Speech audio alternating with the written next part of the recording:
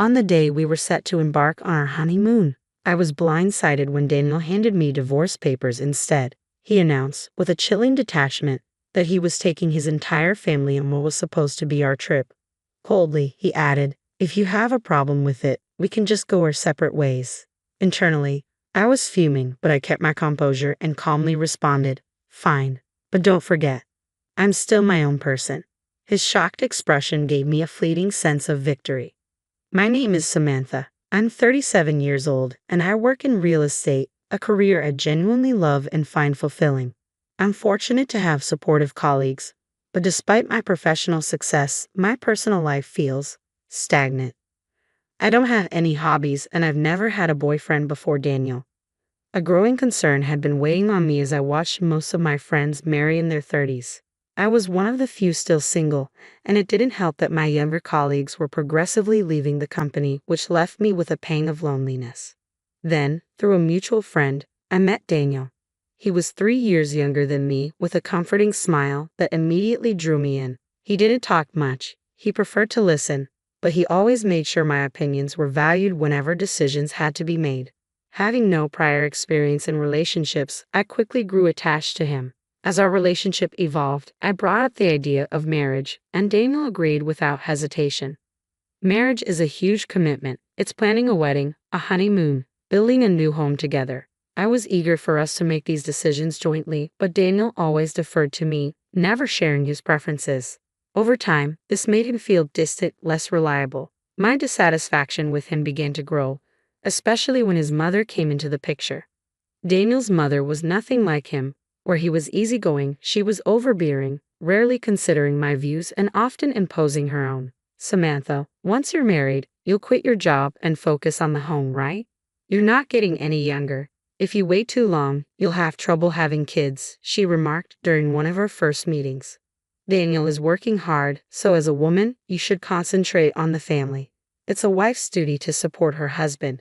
She adhered to such outdated beliefs. Ironically, I earned more than Daniel, something he didn't mind but had mentioned to his parents. His mother, however, looked down on this.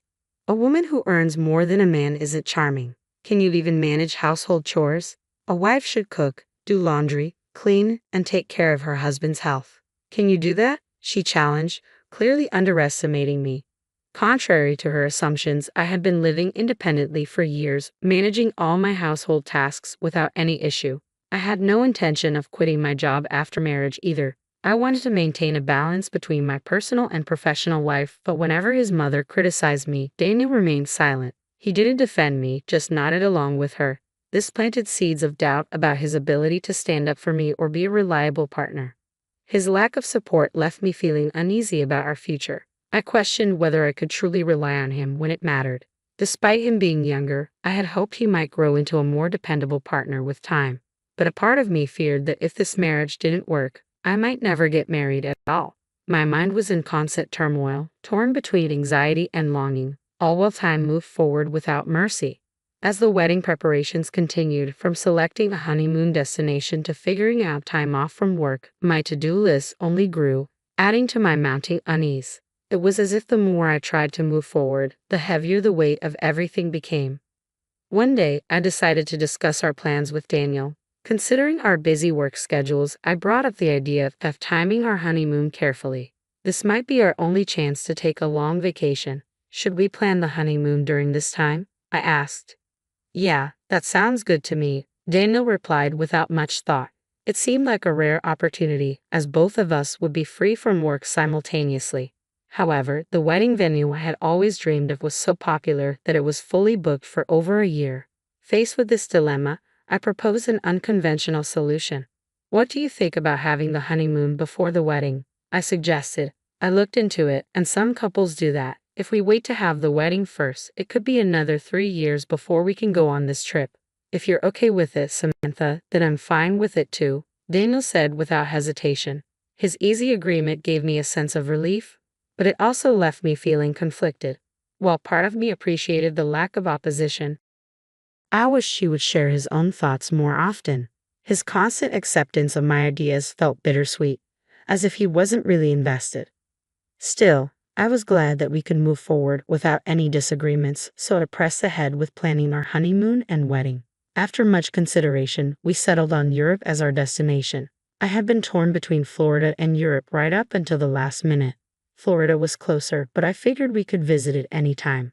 The allure of Italy and Spain was too strong to resist. I was eager to wander through their beautiful streets, savor delicious food, and indulge in shopping for stylish accessories and unique tableware to celebrate the start of our new life together.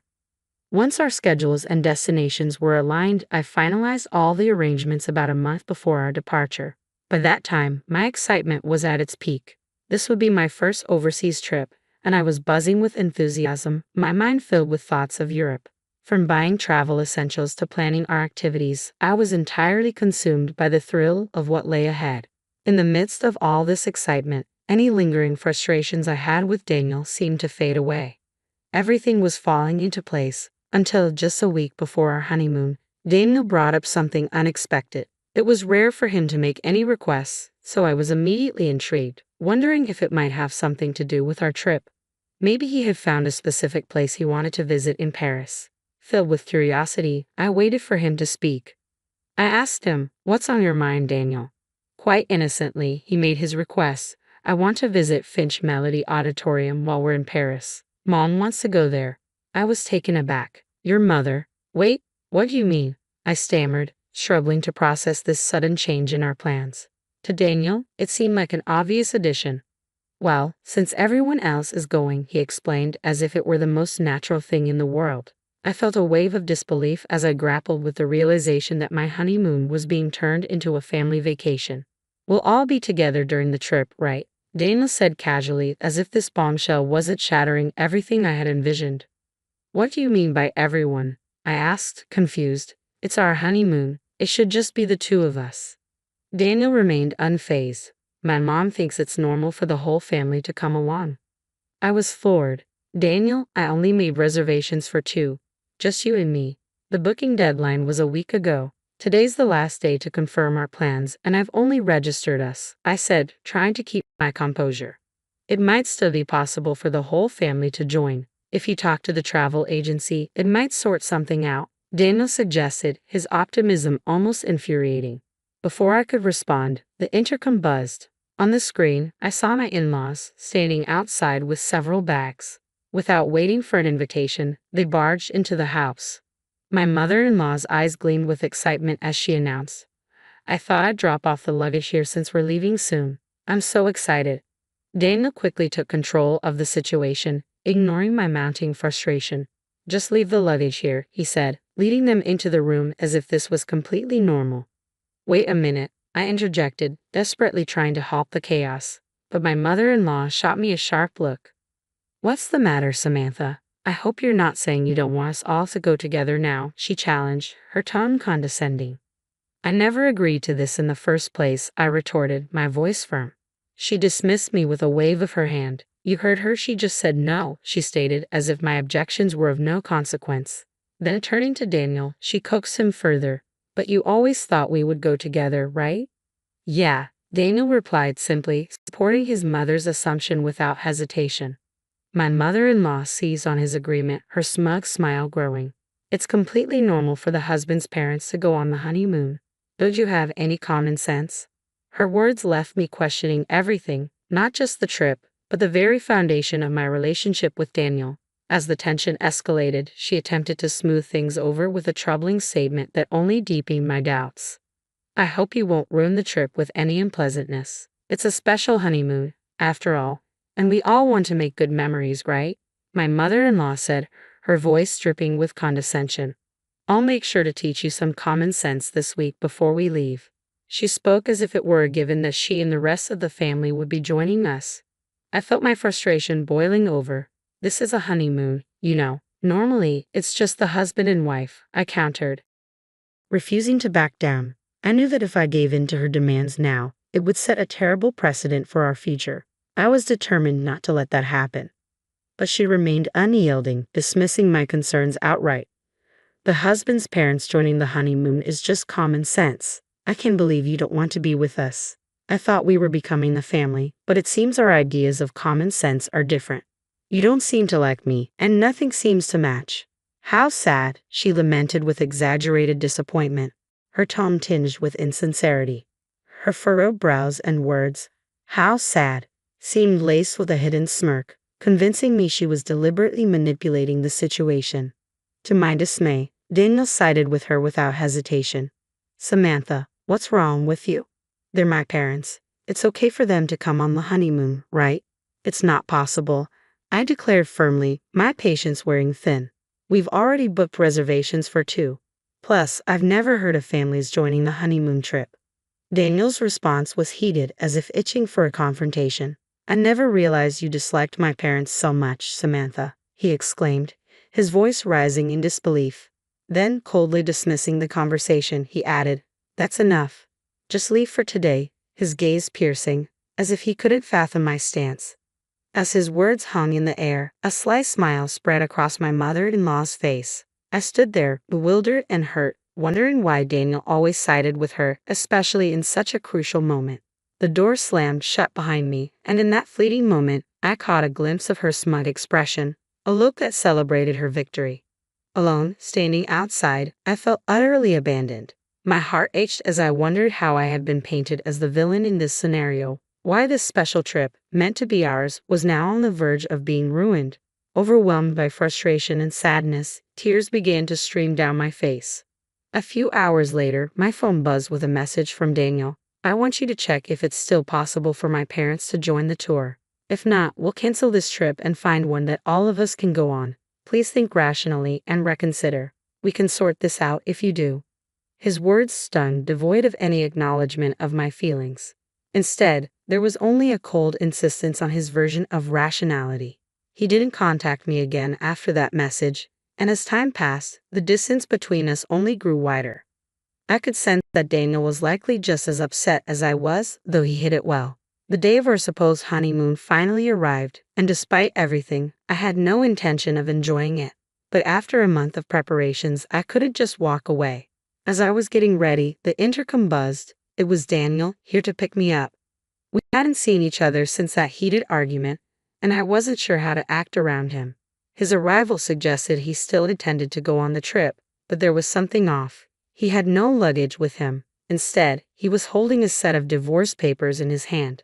"You still plan to go on this trip after hurting my parents, didn't you?" he accused, his voice heavy with disappointment.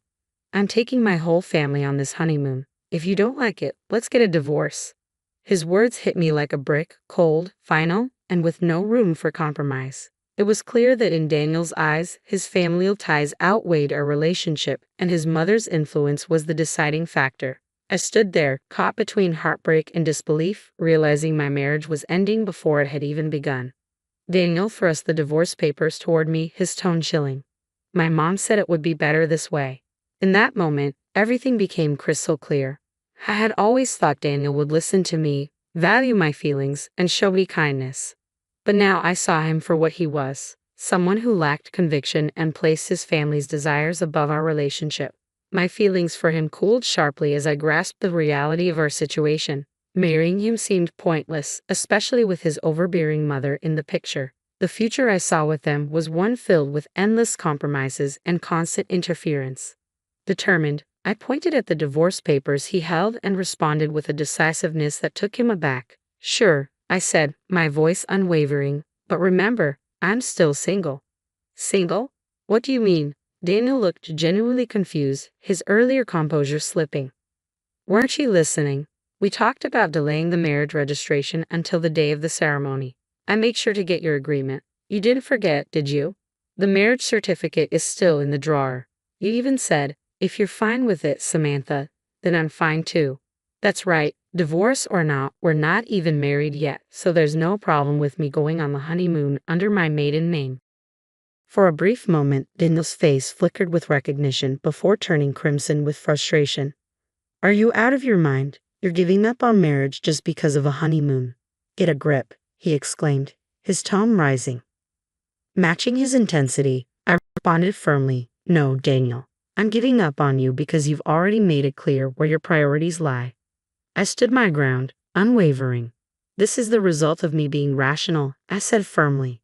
"You've shown where your priorities lie, and I have to protect my interests and well-being. This wasn't just about a trip, it was about standing up for myself and my autonomy in a relationship that was turning into a web of conditional terms and unreasonable expectations. I realized that I had been so eager to get married that I lost sight of the reality I was stepping into. I can be happy with someone who doesn't respect my opinions or support me, I continued, my voice steady. I'd rather stay single for life. Thanks for helping me see that haste truly does make waste. Daniel's expression softened as his voice wavered. Samantha, let's calm down and start over, okay? He pleaded, his eyes almost brimming with tears. But I wasn't swayed. My resolve had solidified. I was determined to break free. In a moment of clarity, I raised my voice. If you're so desperate for a family trip, why don't you go with your family of 3? This time, plan it all yourself from the reservations to the itinerary. After always relying on others, it's about time you understand how difficult it is. If you think you can handle it, go ahead. Take the reins, you indecisive man. Without hesitation, I pulled out the unsigned marriage certificate from the drawer and tore it into shreds right in front of him. His mouth fell open in shock, his face a mix of disbelief and panic. Do you understand how serious I am now? I asked, my voice unwavering. I refuse to have a future dictated by others. It's over between us. Go cry to your beloved mommy, you mama's boy.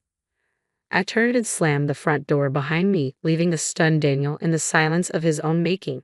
I could almost picture him running to his mother, seeking comfort and validation. That evening, I contacted the tour company to cancel our honeymoon reservations. Even though it was a last-minute cancellation and I faced a financial loss, the sense of liberation, knowing I had made a decision for my well-being, was worth every penny.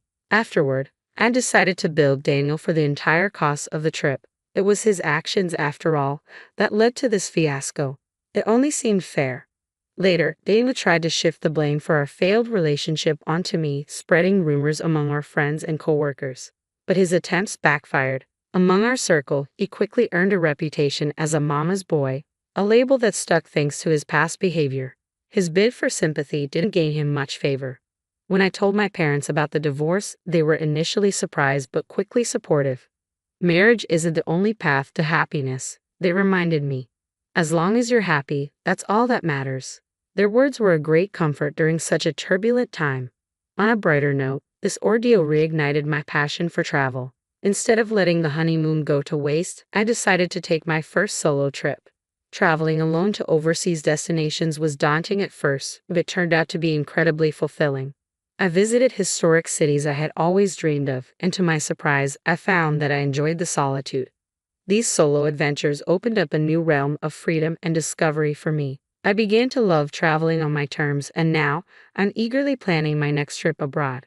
This new chapter of my life is one where I'm no longer defined by marriage or controlled by others' expectations. Instead, I'm embracing a life of exploration, of the world, and of myself.